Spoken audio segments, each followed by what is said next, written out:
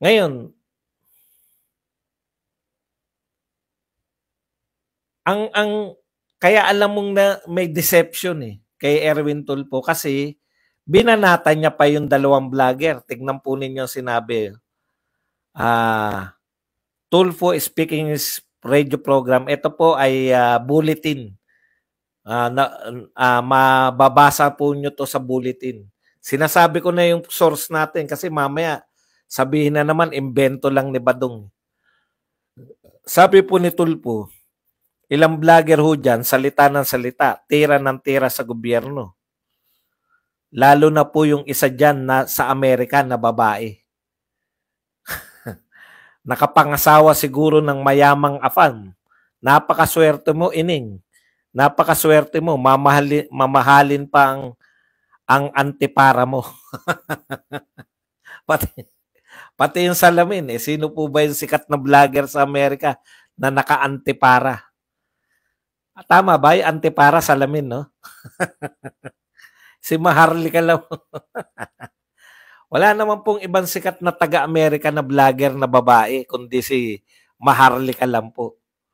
Ayaw mo pantukuyin na si Maharlika to Ayan. Na nakapag-asawa. Kita nyo naman, no? Antindi, no? Daig pa nito si Nanay Permin.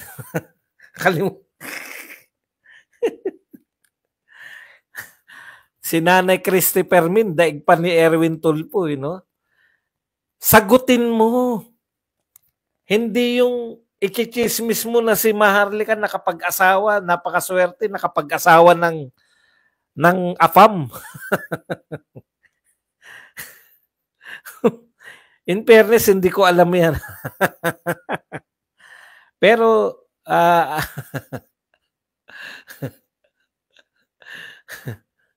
baka sinagot ba na ni Maharlika to? Baka hindi pa alam ni Maharlika to na binabanata siya ni Erwin Tulfo.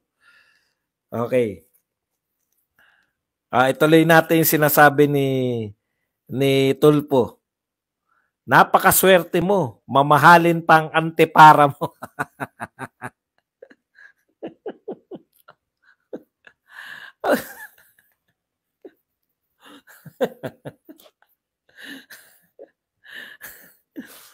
Diyos ko po.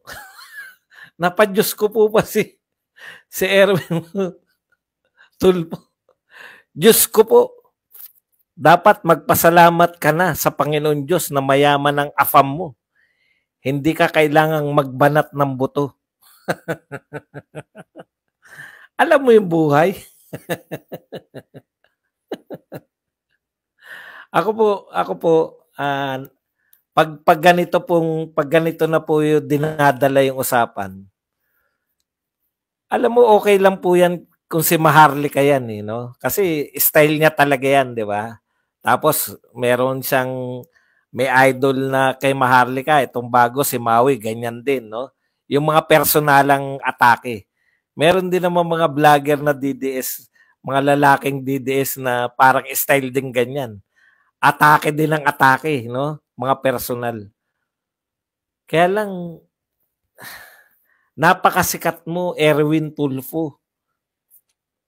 Kumbaga sa larangan, wag na yung pagiging congressman mo, no?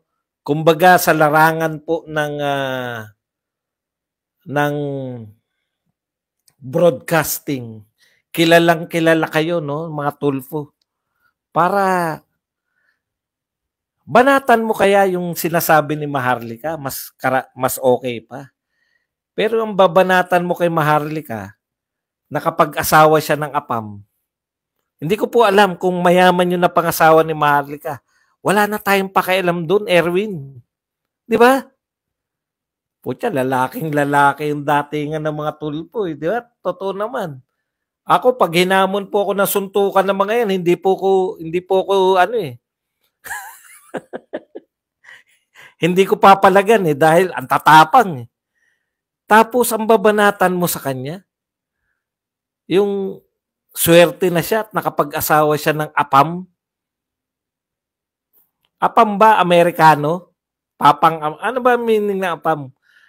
Ipinagpapalagay ko lang na yung APAM matandang Amerikano. Tama ba? O mali ako? Ay, ano ba pakialam mo kung sino na pangasawa ni Maharlika? Banatan mo siya sa kanyang mga sinasabi. Di ba?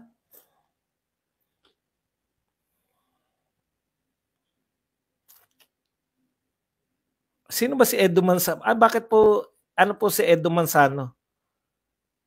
Sa mga Amerikano yan, Sir Badong.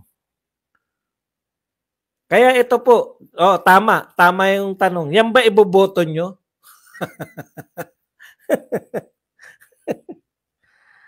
Binabanatan mo ba si Maharlika dahil nakapag-asawa siya ng APAM at may mamahalin siyang antipara? Hindi naman po siya government official. Di po ba? Kami po, binabanatan namin sila yung mga kapwa mo congressman na nagpapakita kasi bawal po yan. Bawal po na magpakita ka ng karangyaan habang yung mamamayang Pilipino ay naghihirap. Pero babanatan mo na mamahalin yung antipara. Hindi ko po alam kung na may mamahalin palang antipara. No? Babanatan mo siya dahil may asawa siyang APAM at nakapag-afford siya ng mamahaling antipara.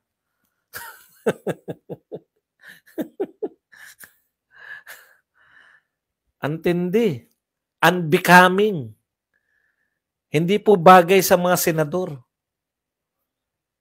Naringgan nyo po ba eto po yung mga tunay na matatapang sa Senado.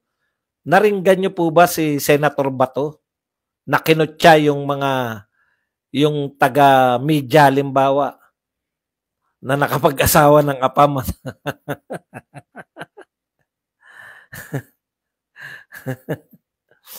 Ito. May pa-Diyos ko po Diyos ko po. Dapat magpasalamat ka na sa Panginoon Diyos na mayaman ang APAM mo. Hindi ka na kailangan magbanat ng buto. Alam mo, mapamayaman o mapamahirap yung napangasawa ni Maharlika. Kumikita po yan sa pagbablog niya. Daming nanonood kay Maharlika. Hindi po kaya niya pong magbuhay na marangya sa dami po ng mga viewers ni Maharlika. Yan po ang katotohanan. Kasi masyadong maliit ang tingin nyo sa mga vlogger eh. Okay, eto pa isa. Meron pa pala. Sabi pa ni kala ko tapos na eh.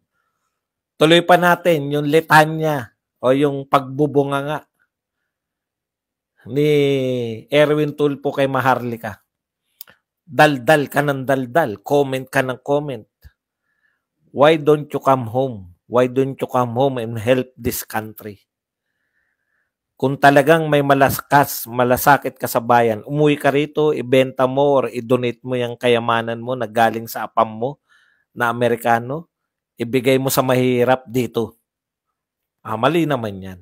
No? Alam mo, daldal ka ng daldal. Vlogger po si Maharlika. No? Kung hindi niya po ang tagal na po ng pagbablog, no? Erwin Tulfo. Wag mong parang sinabi mo na babanatan mo ba sino ba yung mga sikat na nagbabalita? Babanatan mo ba? Ayan, si Igan. Si Arnold Clavio, babanatan mo ba? Balita ka ng balita. Trabaho niya yun eh. Banatan mo siya dahil pumatol siya sa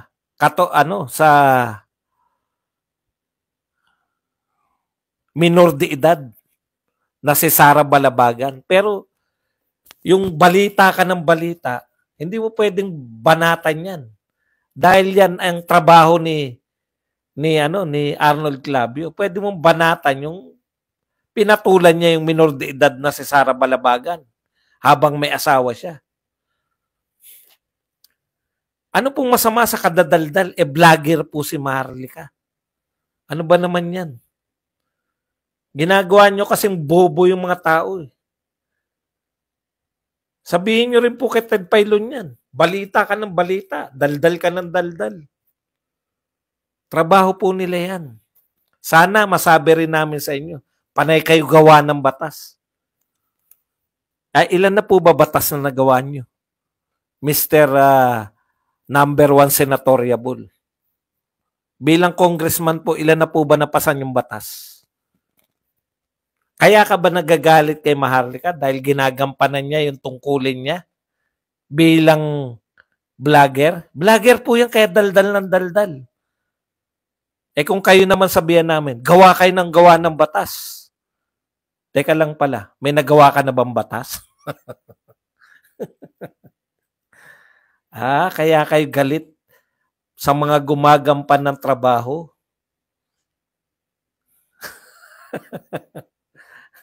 Baka hindi kayo makagampan ng trabaho nyo. Imbestiga kayo na imbestiga dyan sa Kongreso. Tuloy natin. Nagulat talaga ako, ganito pala ugali ito. Bakit hindi ka umuwi dito at ibenta mo yun? Ibenta raw yung mga kayamanan at ipamigay. Eh kung kayo po sabihan namin, ibenta mo yung kayamanan mo at ipamigay sa mahirap. Payag po kayo, no? Hindi po siya government employee, si Maharlika. Kung mayaman po siya, ano man ang sabi mo nga, nakapag-asawa ng apam, bakit po gigil na gigil kayo? Bakit nyo pa gustong ipabenta yung kayamanan niya? Yun lang po ba yung paraan? Yung pagdadaldal ni Maharlika, yun na po yung paglilingkod niya sa bayan. Kami pong mga vlogger, sama ko naman yung sarili namin. Ito pong sinasabi mong daldal kami ng daldal. Ito po yung paglilingkod namin sa bayan. Nag-expose kami.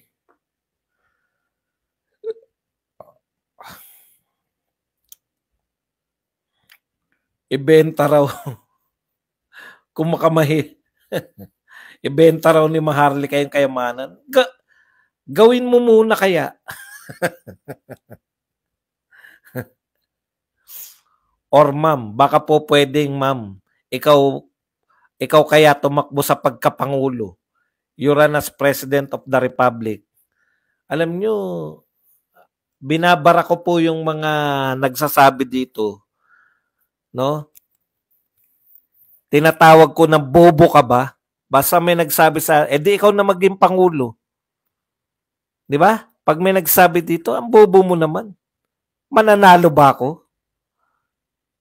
Hindi po ibig sabihin na nagkikriticize yung mga vlogger, ang isasagot nyo lang, di ikaw na magpangulo. Hindi naman po kami politiko. Si Maharlika hindi po politiko. Malamang matalo yan pag tumakbong pangulo. Kayo naman, no? Niloloko nyo talaga yung mga tao. Pag kinikriticize kayo, pag dumadaldal yung mga vlogger, ikaw na magpresidente, yun ang sasabihin nyo. Sagutin nyo yung mga binabanat sa inyo. Itong binabanat namin, no? Lahat na ng vlogger, maski kakampi ni BBM, sinasabihan ka na meke ka ng papeles para maging US citizen. Ayon dito sa dokumentong to. Bakit hindi mo sagutin? Hindi yan maitatama. Hindi po yan maitatama ng mga atake nyo na ikaw na magpangulo. O eto naman. Yung isa naman ho dyan na dating TV personality sa Davao na may kasong estapa. Sir, kung gusto mo makatulong, tumigil ka na lang ho. Imbis na mag-criticize ka, dapat constructive criticism.